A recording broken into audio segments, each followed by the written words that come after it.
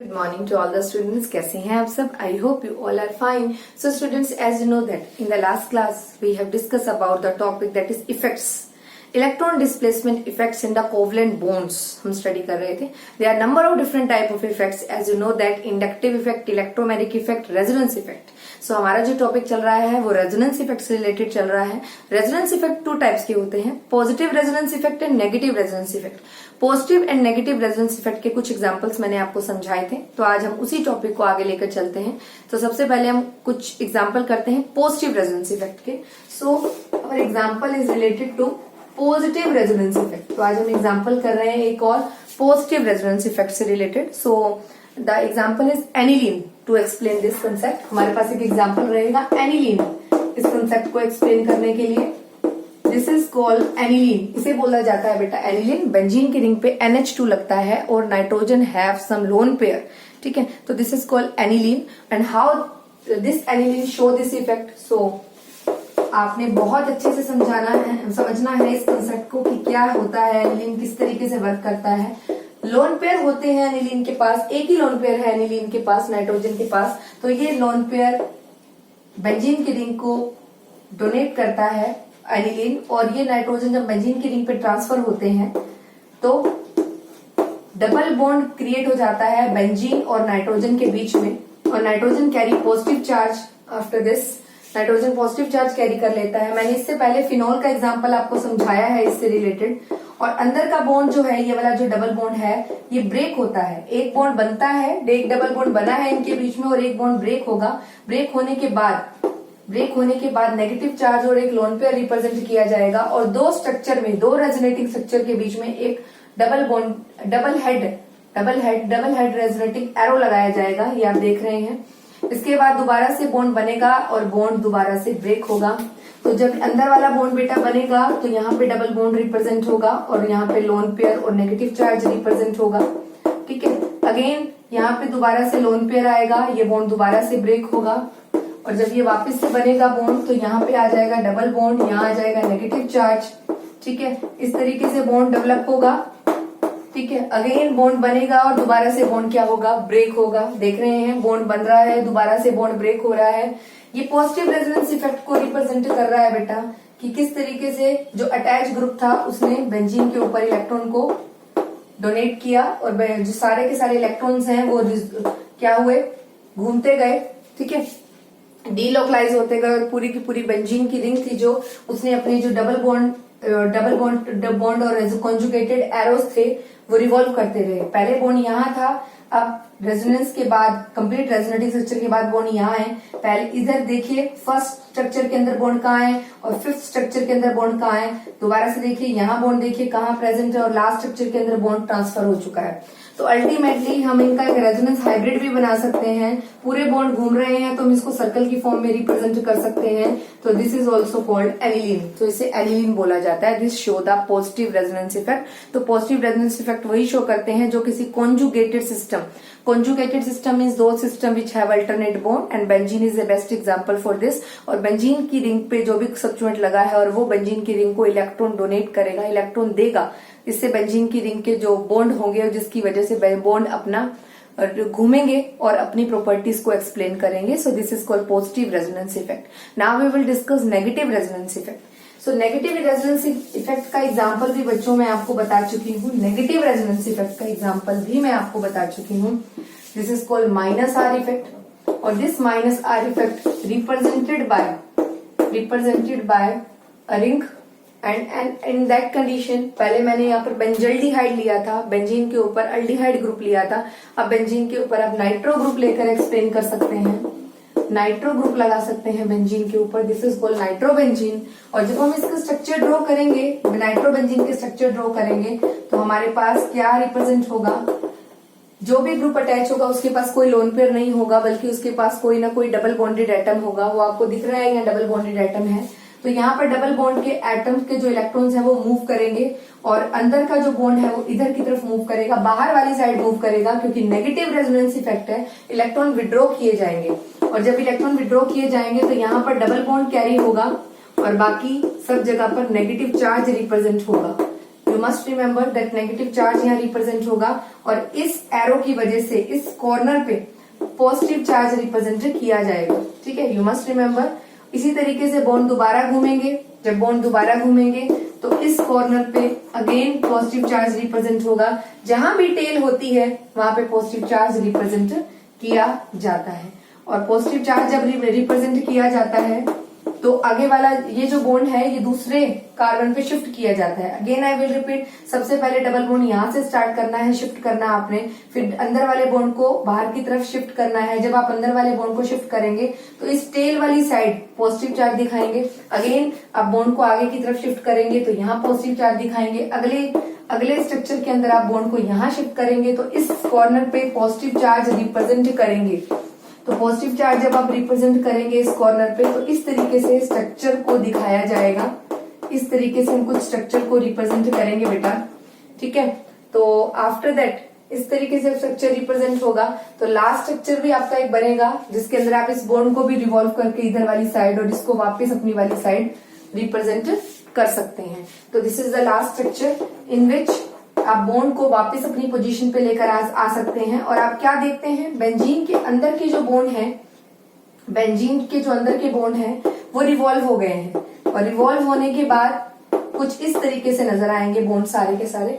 तो this is these are the resonating structure of the nitrobenzene. तो ये nitrobenzene के रेजोनेटिंग स्ट्रक्चर है। Here the nitro group on the benzene ring act as a withdrawing group. Benzene की ring के ऊपर electron withdrawing group का काम करता है। ये है nitro group that present on the benzene ring and show the nitrobenzene ठीक इफेक्ट। और this is called resonating structure of nitrobenzene and the common structure that show by these structures. अगर मैं कॉमन स्ट्रक्चर की बात करूं जो इनसे बनेगा, this is the common structure that bond revolve कर रहे हैं, तो this common structure is called nitrobenzene. इसे बोला जाएगा बेटा nitrobenzene. Okay, so now this is the effect in which positive resonance effect और negative resonance effect आपने देखा। so आप ज्यादा से ज्यादा क्वेश्चन ट्राई करेंगे, ड्रॉ करके देखेंगे। पॉजिटिव रेजोनेंस इफेक्ट का कंसेप्ट आप फिनॉल में बना के देखेंगे। मैंने आपको बताया फिनॉल क्या होता है, बेंजीन की रिंग के ऊपर OH ग्रुप जुड़ता है तो वो फिनॉल है। और बेंजीन की रिंग के ऊपर कोई भी ऐसा ग्रुप जुड़े जिसके पास लोन पेयर हो, वो सब पॉजिटिव रेजोनेंस इफेक्ट को रिप्रेजेंट करेंगे। तो आप पॉजिटिव रेजोनेंस इफेक्ट का कंसेप्ट अंडरस्टैंड करने के लिए, अच्छे से पढ़ने के लिए आप ये एग्जांपल ट्राई करेंगे। एक तो दिस इज कॉल्ड फिनोल, इसका स्ट्रक्चर बनाकर देखेंगे। इसी तरीके से आप एक एग्जांपल और लेंगे, आप एनिसोल, इसको बोलते हैं बेटा एनिसोल, एनिसोल का एग्जांपल लेंगे। ठीक है, और इसके अलावा आप एग्जांपल ले सकते हैं, मैंने अभी आपको बताया एनिलीन, एनिलीन का एग्जांपल लेके आप सबके रेजोनेटिंग स्ट्रक्चर एक ही टाइप के बनेंगे। तो एनिलीन का एग्जांपल लेके भी आप माई प्लस आर इफेक्ट का कंसेप्ट अच्छे से समझ सकते हैं। तो आप ज्यादा से ज्यादा डायग्राम ड्रॉ करिए, अगर कोई प्रॉब्लम आती है तो कॉन्टेक्ट विद मी। ठीक है, तो नेक्स्ट अगर हम बात करें नेगेटिव रेजोनेंस इफेक्ट की, तो नेगेटिव रेजोनेंस इफेक्ट को अंडरस्टैंड करने के लिए भी आप कुछ एग्जांपल ले सकते हैं। जैसे मैं आपको दो एग्जांपल समझा चुकी हूँ। एक तो बेंजीन की रिंग के ऊपर जब अल्डिहाइड ग्रुप लगता है, कौन सा ग्रुप लगता है, अल्डिहाइड ग्रुप लगता है, तो this is the best example for minus R effect. ठीक है, इस केस में जो बॉन्ड है वो बाहर की तरफ निकल जाते हैं। ठीक है, तो एक डायग्राम को देखें, फिर बाकी सब बना के देखेंगे आप धीरे धीरे। सेम इसी तरीके से आप एक एग्जांपल ले सकते हैं, किसका, एक एग्जांपल लीजिए आप नाइट्रो ग्रुप का, नाइट्रोबेंजीन का मैंने आपको समझाया। तो इस तरीके से आप माइनस आर इफेक्ट का कंसेप्ट भी ट्राई कर सकते हैं। So now we will discuss about the hyper conjugation. हमारा जो अब कंसेप्ट रहेगा last effect of the electron displacement. आप समझ रहे हैं, एक कार्बन की चेन है, चाहे वो क्लोज है, चाहे वो अल्टरनेट वाले बॉन्ड है या अल्टरनेट वाली रिंग है, ठीक है, चाहे वो स्ट्रेट चेन है, चाहे वो अनसेचुरेटेड कार्बन की चेन है, इलेक्ट्रॉन का डिस्प्लेस होना, ठीक है, ड्यू टू सम रीजन।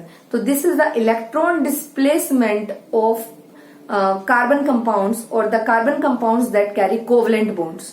तो इलेक्ट्रॉन की जो डिस्प्लेसमेंट होगी वो किसी ग्रुप की वजह से हो सकती है, किसी अटैकिंग रिएजेंट की वजह से हो सकती है। तो इलेक्ट्रॉन की डिस्प्लेसमेंट होगी किसी ना किसी वजह से। और कार्बन में भी carry single bond in which may be carbon की चेन में डबल बॉन्ड हो, कार्बन की चेन इस तरह से कॉन्जुगेटेड सिस्टम में प्रेजेंट हो, अल्टरनेट डबल बॉन्ड में प्रेजेंट हो, but from the carbon chain electron move करेंगे, इलेक्ट्रॉन डिस्प्लेस होंगे from one carbon to another carbon. So this is the complete concept. Now we will study about hyper conjugation. So अगला concept रहेगा हमारा, next concept is called hyperconjugation. We will discuss about hyperconjugation effect, the interaction between the electrons of pi system and the adjacent sigma bond, ठीक है, of the substituent group in organic compounds is called hyperconjugation. This effect is explained by the Baker and Nathan. So this effect is also called Baker-Nathan effect, and this effect is also called no bond resonance effect. ये बिल्कुल resonance के concept की तरह है, but इस concept को no bond resonance इफेक्ट भी बोला जाता है. ठीक है. So again I will repeat, this effect is also called Baker and Nathan effect. Baker and Nathan effect, and this effect is also called no bond resonance effect. नो bond resonance इफेक्ट भी इसे बोला जाता है. ठीक है. अब हम देखते हैं कैसे. The concept of hyperconjugation was developed by the Baker and Nathan. So this is also called Baker-Nathan effect. And why this effect is called no bond resonance effect? ये concept अब आपने समझना है. तो with the help of एक example, with the help of an example of alkene and with the help of an example of carbocation. और मैं अभी आपको बता दूंगी कि carbocation कहते किसको हैं, बाकी हम उसे आगे डिटेल में पढ़ते हैं.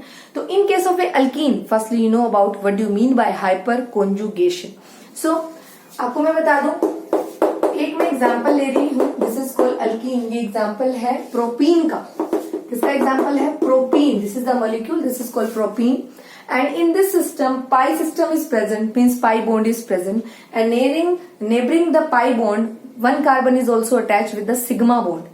And sigma bond carbon have some hydrogen atoms, as you know that. So interaction between the pi system of the carbon bond, multiple bonds, and the adjacent sigma bonds have CH bond. ठीक है. इसका ही कुछ role रहेगा पूरे concept के अंदर. सो जैसे कि double bond highly electronegative nature का होता है, तो डबल बॉन्ड ये अपनी पोजीशन को जब शिफ्ट करता है तो कार्बन की वैलेंसी को किस तरीके से पूरा करा जाएगा. आपको पता है कार्बन के अराउंड 4 बॉन्ड होने चाहिए. तो how carbon complete its valency, in how many way carbon complete its valency. ठीक है. So when due to more electronegative nature the carbon bond will shifted, then this carbon carry deficiency because of the bond. जब bond shift होगा तो यहाँ पर carbon के around एक bond इस कार्बन का रह जाएगा, एक बॉन्ड इस कार्बन का रह जाएगा, एक बॉन्ड शिफ्ट होने के बाद, और एक बॉन्ड हाइड्रोजन का रह जाएगा. तो एक बॉन्ड की कमी होने की वजह से नेबरिंग कार्बन का कार्बन हाइड्रोजन बॉन्ड यहाँ पे शिफ्ट होगा. ठीक है. जिसके कारण क्या होगा, कार्बन और हाइड्रोजन के बीच में बॉन्ड खत्म हो जाएगा. कार्बन अपना बॉन्ड दे देगा, इसलिए पॉजिटिव चार्ज कैरी करेगा. इस कार्बन और कार्बन के बीच में यहाँ डबल बॉन्ड डेवलप हो जाएगा, और यहाँ पर हाइड्रोजन, और यहाँ पे आ जाएगा negative charge with lone pair, because here the bond is shifted towards this carbon. So now in that case, here the carbon is also completed its valency because of 4 bond, and in this case carbon also completed its valency because of 4 bond, 1 2 3 and 1 bond of hydrogen. Carbon hydrogen के बीच में भी bond है, तो 4 bond हो गए. और here the 1 2 3 2 bond hydrogen के, एक बॉन्ड कार्बन का, और एक नेगेटिव चार्ज भी वैलेंसी को कंप्लीट करना रिप्रेजेंट करता है. सेम इसी तरीके से मे भी पॉसिबिलिटी रहेगी ये बॉन्ड क्या इस कार्बन और हाइड्रोजन का बॉन्ड शिफ्ट हो जाए. तो जब ये बॉन्ड शिफ्ट होगा तो now the hydrogen carry positive charge here. ठीक है. ये भी बॉन्ड, ये इस कार्बन हाइड्रोजन के बॉन्ड में से भी हाइड्रोजन शिफ्ट हो सकता है, पॉसिबिलिटी ये भी रहेगी.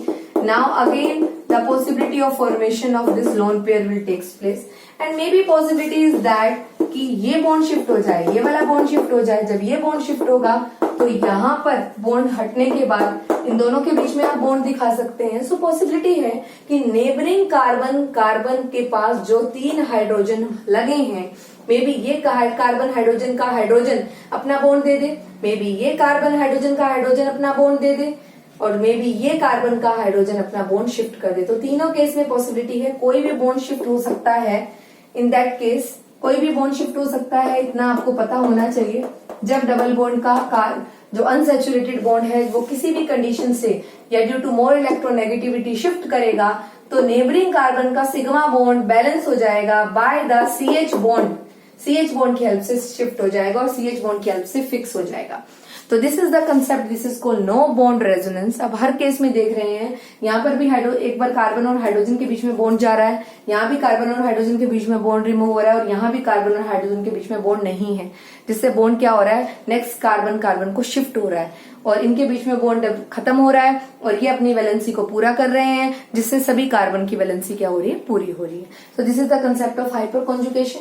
एंड इन दिस इफेक्ट, इस कंसेप्ट के अंदर इस डबल बॉन्डेड कार्बन एटम के ऊपर अगर मिथाइल ग्रुप लगेगा तो सबसे ज्यादा स्टेबिलिटी को रिप्रेजेंट करेगा, बिकॉज डायरेक्ट जो मिथाइल ग्रुप लगा हुआ है उसके साथ डायरेक्ट CH बॉन्ड प्रेजेंट है, जो कि अपना बॉन्ड डोनेट कर सकते हैं। लेकिन अगर इसी जगह पे अगर मैं बोलूं CH3, मतलब यहाँ पर H को हटाकर 3 CH3 ग्रुप लग जाएं, तो यहाँ पे बॉन्ड बनना मुश्किल हो जाएगा और फॉर्मेशन नहीं हो पाएगी। तो according to stability of hyper conjugation effect, अगर सिंपल मिथाइल ग्रुप लगता है तो वो स्टेबिलिटी को ज्यादा से ज्यादा रिप्रेजेंट करेगा in case of methyl group और in case of hyper conjugation effect. So CH3 की स्टेबिलिटी, अगर यहाँ कोई डबल बॉन्डेड कार्बन के साथ मिथाइल ग्रुप जुड़ता है तो वो मोर स्टेबल इफेक्ट को रिप्रेजेंट करता है। तो ये बात आपको पता होनी चाहिए, ठीक है। So now we will discuss that. अगर अब हम इनका ऑर्बिटल डायग्राम बनाकर आपको समझाएं, यही कंसेप्ट को, इसी हाइपर कॉन्जुगेशन इफेक्ट को ऑर्बिटल डायग्राम बनाकर इसका समझाएं, तो अभी आपने देखा प्रोपीन अटैच था, तो प्रोपीन में C और C 3 कार्बन प्रेजेंट थे। Each carbon has dumbbell shape, p orbital, you know that, सबके पास अपना p ऑर्बिटल वैकेंट होता है, आपको पता है। कार्बन के बीच में कैसा बॉन्ड था, ठीक है, आप लोगों ने देखा कार्बन के बीच में क्या था, डबल बॉन्ड था, बीच में वीक पाई बॉन्ड प्रेजेंट था, मतलब एक पाई बॉन्ड को आपको पता है इस तरीके से रिप्रेजेंट करते हैं दोनों साइड, अपर भी और लोअर साइड, तो पाई बॉन्ड प्रेजेंट था। अभी आपने देखा CH2 डबल बॉन्ड रिप्रेजेंट कर रहा था, किसके साथ रिप्रेजेंट कर रहा था डबल बॉन्ड, आप लोगों ने देखा किसके साथ, कार्बन के साथ, ठीक है। यहाँ पर डबल बॉन्ड इसमें प्रेजेंट था कार्बन में, तो ये मैंने कार्बन और कार्बन के बीच में डबल बॉन्ड दिखाया है, ये डबल बॉन्ड है 2 कार्बन के बीच में, ठीक है। और उसके साथ फिर से एक कार्बन लगा है, उस कार्बन के पास हाइड्रोजन अटैच है, और जो इनमें से इस हाइड्रोजन और इस हाइड्रोजन में से कोई एक हाइड्रोजन, जब ये बॉन्ड ब्रेक होता है तो एक हाइड्रोजन इसके साथ पाई बॉन्ड को शो करता है। सो दिस इज द ऑर्बिटल। इनके बीच में, मैंने आप दोबारा बता रही हूँ, इनके बीच में शुरू से अनसेचुरेटेड कंडीशन थी, but due to more electronegativity अगर ये पाई बॉन्ड ब्रेक होता है तो नेबरिंग कार्बन का, this is the sigma carbon, this is the pi carbon, neighbouring carbon का सिग्मा जो कार्बन है उसका जो हाइड्रोजन अटैच है, 3 हाइड्रोजन अटैच है, उनमें से कोई एक हाइड्रोजन इसके साथ पाई बॉन्ड बना लेगा, अपना बॉन्ड यहाँ डोनेट कर देगा यहाँ पर बीच में। So this is the orbital diagram of, ठीक है, propene. So now we will discuss about carbocation condition for hyper conjugation. So carbocation की कंडीशन जो हाइपर कॉन्जुगेशन के लिए है बेटा, कार्बोकैटायन वो कंडीशन होती है जिसके अंदर कार्बन पे ऑलरेडी इलेक्ट्रॉन की डेफिशिएंसी होती है। तो now we will study about next example for hyper conjugation is carbocation. Carbocation का नेक्स्ट एग्जांपल हम कर रहे हैं हाइपर कॉन्जुगेशन के लिए। This is the carbocation and in this case carbon already has some valency और already has some, we can say that orbital इसका complete नहीं है, शुरू से ही ऐसा कार्बन है जिसके अराउंड एक पॉजिटिव चार्ज है, और आपको पता है कार्बन के अराउंड 4 बॉन्ड होने जरूरी हैं, तब जाकर उसकी वैलेंसी पूरी होती है, टेट्रावेलेंट हो जाता है वो, बट यहाँ पर 1 2 3 4 ही बॉन्ड प्रेजेंट है। तो in that case neighbouring carbon carbocation हो और नेबरिंग कार्बन का जो सिग्मा बॉन्ड का कार्बन है उसका जो H है वो अपना बॉन्ड यहाँ डोनेट कर सकता है। जब वो अपना बॉन्ड देगा तो बीच में रेजोनेंस एरो क्रिएट होगा और यहाँ पे बॉन्ड डेवलप हो जाएगा, नो बॉन्ड रेजोनेंस की कंडीशन आ जाएगी। अब ये जो बॉन्ड शिफ्ट किया है हाइड्रोजन ने अपना बॉन्ड, हाइड्रोजन खुद तो पॉजिटिव चार्ज कैरी कर लेगा, और ये जो बॉन्ड शिफ्ट किया है इसका नेगेटिव और इसका पॉजिटिव न्यूट्रलाइज हो जाएंगे, ठीक है। मे भी पॉसिबिलिटी रहेगी नेबरिंग कार्बोकैटायन के नेबरिंग कार्बन के पास, कार्बोकैटायन में कार्बन के पास 6 इलेक्ट्रॉन होते हैं, सिर्फ 1 2 3 4 5 6 इलेक्ट्रॉन होते हैं, कभी भी ऑक्टेट कंप्लीट नहीं होता कार्बोकैटायन का। तो नेबरिंग कार्बन ने अपना H डोनेट किया। अब ऐसा हो सकता है पॉसिबिलिटी ये कार्बन डोनेट करे, मे बी ये कार्बन भी अपना बॉन्ड डोनेट कर सकता है। तो हम पॉसिबिलिटी स्ट्रक्चर बना सकते हैं, इसके जितने पॉसिबल स्ट्रक्चर बन सकते हैं वो हम अकॉर्डिंग टू रेजोनेंस ड्रॉ कर सकते हैं, बट इस कंसेप्ट के अंदर कार्बन और हाइड्रोजन के बीच में बॉन्ड रिप्रेजेंट नहीं किया जाता, सो इसे नो बॉन्ड रेजोनेंस इफेक्ट भी बोलते हैं। तो यहाँ भी बॉन्ड आप मिस कर सकते हैं, या पॉसिबिलिटी है यहाँ भी बॉन्ड आप मिस कर सकते हैं, ये भी पॉसिबिलिटी है कि बॉन्ड को आप यहाँ भी मिस कर दीजिए, यहाँ पर भी आप हटा सकते हैं बॉन्ड। तो these are the resonating structure of the hyper conjugation effect के अकॉर्डिंग।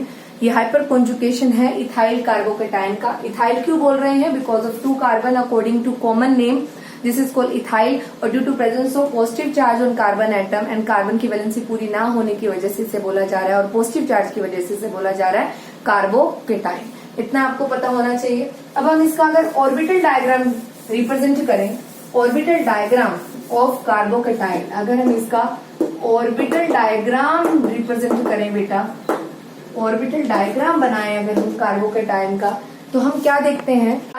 ऑर्बिटल डायग्राम के अंदर एक कार्बन है, ठीक है, जिस तरह से मैंने अभी ड्रॉ किया था। यहाँ पर हाइड्रोजन लगे थे और यहाँ पर 3 हाइड्रोजन लगे थे जो कि कार्बन की वैलेंसी को पूरा कर रहे थे। अब इस कंडीशन में कार्बन लगा है, यहाँ हाइड्रोजन है, यहाँ भी हाइड्रोजन अटैच है। तो इन दैट कंडीशन कार्बन के पास एक वैकेंट ऑर्बिटल है, P orbital vacant orbital carbon के पास अटैच है, आपको पता है। सेम इस कंडीशन से कार्बन के पास हाइड्रोजन अटैच है, मान लो उसके ऑर्बिटल पे ही अटैच होते हैं, जितने भी ऑर्बिटल खाली होते हैं वहां पे, या अनपेड इलेक्ट्रॉन होते हैं वहां पे ऑर्बिटल अटैच होते हैं। ये बात मैंने आपको सिखाई थी चैप्टर नंबर 2 में कि ऑर्बिटल ओवरलैप करते हैं तभी बॉन्ड डेवलप होते हैं। सो अब आप क्या देख रहे हैं इस कंडीशन के अंदर बच्चे, यहाँ पर पॉजिटिव चार्ज था, कार्बोकेटाइन था, तो यहाँ पे जो hydrogen have atomic number 1, so its valence electron is 1 and its electronic configuration is 1s1। इसकी इलेक्ट्रॉनिक कॉन्फ़िगरेशन 1s1 है। तो s ऑर्बिटल स्फेरिकल शेप का होता है, मैंने बता रखा है कि ये बीच का बॉन्ड जो है ये अपना यहाँ डोनेट कर सकता है। तो देखिए इसने अपना ये बॉन्ड यहाँ रिप्रेजेंट कर दिया। यहाँ पर ये मैंने वैकेंट p ऑर्बिटल दिखाया है कार्बन का, और ये 2 हाइड्रोजन दिखाए हैं मैंने, ये वाला और ये वाला आपको दिख रहे हैं। यहाँ पर कार्बन में पॉजिटिव चार्ज, और ये है एम्प्टी ऑर्बिटल, ये एम्प्टी ऑर्बिटल है किसका? कार्बन का।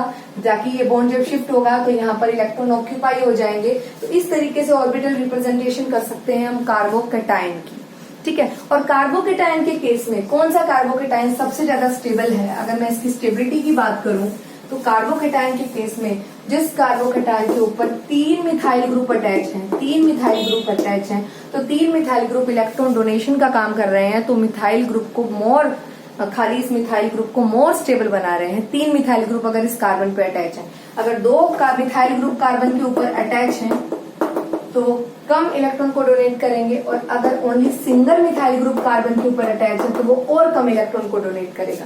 सो ऑन द कार्बोकेटाइन अगर if the 3 electron donating group are present, 3 electron donating group are present that are attach on the methyl group, then the stability is more as compared to 2 methyl group as compared to single methyl group। so इतना आपको पता होना चाहिए, ठीक है।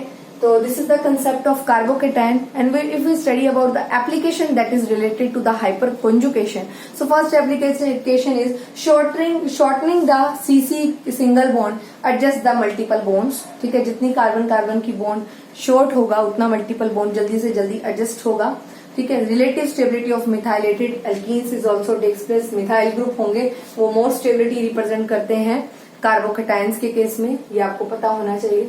सो this is the complete concept of hyper conjugation. In the complete concept that double may be it is the relation between the double bonded and the sigma bond, the neighbouring sigma bond and that sigma bond carbon bond attached with the hydrogen, and that carbon hydrogen sigma bond shifted towards the carbon single bond and complete the valency of the carbon bond, ठीक है। Carbon की valency पूरी करते हैं with the help of CH bond।